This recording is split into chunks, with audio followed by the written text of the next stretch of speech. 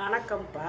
ராத்திரி நேரத்தில் ஒரு ஸ்பூன் ஓமத்தை எடுத்து சுத்தம் பண்ணிட்டு நல்லா கசை கூட ஊதி விட்டுட்டு அதை லேசாக வறுத்து ஒரு 2 டம்ளர் தண்ணி அதில் ஊற்றிடுங்க.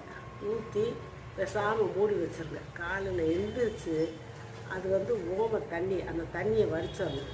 வடிச்சுட்டு அதில் எதிர்ப்பு சக்தி நிறையா இருக்குப்பா. இந்த சளி, இருமை, ஆஸ்மா இவங்களுக்கெல்லாம் அதை கண்ட்ரோலில் வைக்கணும், குடிக்க விடாது. ஏன்னா அதில் எதிர்ப்பு சக்தி இருக்குது. அப்புறம் செரிமான சக்தி கிடைக்கும் வயிற்றுக்கு. இந்த அஜீரணமாக இருக்கிறதெல்லாம் வராது, நல்லா பசி எடுக்கும். அப்புறம் இந்த பிபி, கொலஸ்ட்ரால் அதையும் ஓம தண்ணி கண்டிக்கும்.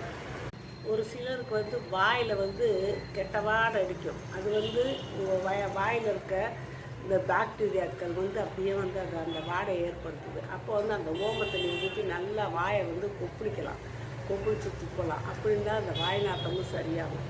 அதனால் ஓம தண்ணியை நம்ம இந்த வழியிலலாம் நம்ம பயன்படுத்தலாம். லேசாக வறுக்கணும், ரொம்ப வறுத்துறாங்க. லேசாக வறுத்து 2 டம்ளர் தண்ணி ஊற்றி பேசாமல் மூடி வச்சுருங்க. மூடி வச்சுட்டு நீங்கள் இந்த மாதிரிலாம் பண்ணுங்கள்.